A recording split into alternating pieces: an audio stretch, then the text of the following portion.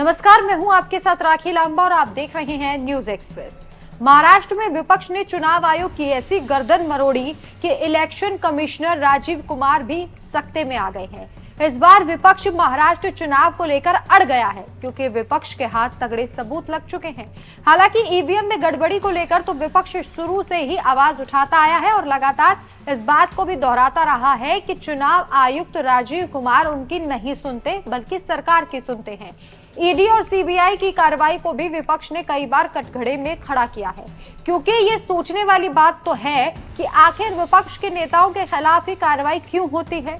खैर, कुछ ऐसा ही हाल चुनाव आयोग का है। ऐसा लगता है जैसे मानो पूरा आयोग मिलकर हर राज्य में सिर्फ बीजेपी की सरकार बनवाना चाहता है। लेकिन इन दिनों जब से देश के सीजेआई के तौर पर संजीव खन्ना ने शपथ ली है, ये थोड़ा मुश्किल लगने लगा है, क्योंकि संजीव खन्ना की संविधान को लेकर, काम को लेकर जिस तरीके की टिप्पणियां आ रही हैं, वो दिखा रही हैं कि Sanjiv Khanna full to action में है। अब इसी बीच जैसे ही खबर आई कि विपक्ष ने सुप्रीम कोर्ट का दरवाजा खटखटाने का मन बना लिया है, वैसे ही चुनाव आयोग की भी टेंशन बढ़ गई। जानकारों का कहना है कि इससे चुनाव आयोग परेशान हो सकता है। ऐसा क्यों कहा जा रहा है वो भी आपको बताते हैं। इसके पीछे की वजह हाल ही में चुनाव आयोग को एक दूसरे मामले में सुप्रीम कोर्ट से झटका लगना है। यह मामला क्या था वो भी आपको विस्तार से बताएंगे।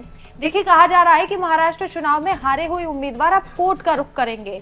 सियासी सयानों के मुताबिक 20 से ज्यादा हारे हुए उम्मीदवारों के सुप्रीम कोर्ट जाने का ऐलान वो कर चुके हैं। इस दौरान वो वीवीपैट की जांच और ऑडिट कराने की मांग करेंगे। कहा जा रहा है कि अगर विपक्ष सुप्रीम कोर्ट पहुंचेगा तो सबसे पहले चुनाव आयुक्त राजीव कुमार की मुश्किलें बढ़ेंगी और कोर्ट कोई बड़ा फैसला भी सुना सकता है।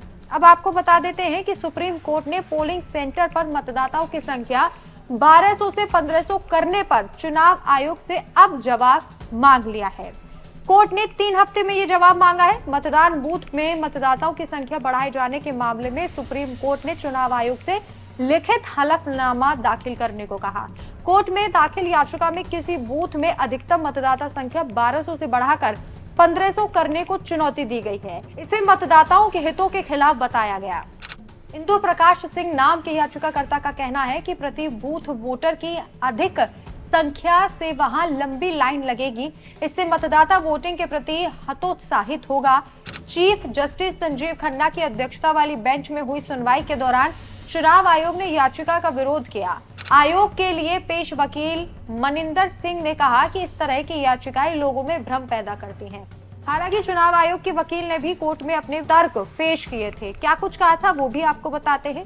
ईसी के वकील ने कहा, यह व्यवस्था 2019 से है, इसे अब चुनौती देने का कोई आधार नहीं। हर बूथ में मतदाता संख्या तय करने से पहले राजनीतिक दलों से चर्चा की जाती है। इस पर चीफ जस्टिस ने कहा, वो सिर्फ मतदाताओं की सुविधा को लेकर चिंतित हैं। वो जानना चाहते हैं कि अगर वोटर की संख्या 1500 से ज्यादा हो तो आयोग किस तरह से काम करता है। क्या मतदान केंद्रों में अतिरिक्त पोलिंग बूथ बनाए जाते हैं। कोर्ट ने आयोग से कहा कि वे 3 सप्ताह में लिखित हलफनामा दाखिल करें। जनवरी के आखिरी सप्ताह में मामले पर आगे की सुनवाई होगी। अब याचिकाकर्ता की तरफ से जो दावे किए गए हैं उन्हें देखते हुए सुप्रीम कोर्ट ने चुनाव आयोग को हलफनामा दाखिल करने को कहा है। इस पर 2025 में यानी जनवरी में फैसला आएगा। वैसे जिस तरीके से सीजेआई ने इस मामले में तल्ख टिप्पणी की है तो देखना होगा कि जब ये धांधली वाला मामला सुप्रीम कोर्ट तक पहुंचेगा तो चुनाव आयोग और चुनाव आयुक्त दोनों को लेकर सुप्रीम कोर्ट क्या फैसला सुनाता है। इस खबर पर आपकी क्या राय है, हमें कमेंट करके अपनी राय जरूर बताएं। नमस्कार।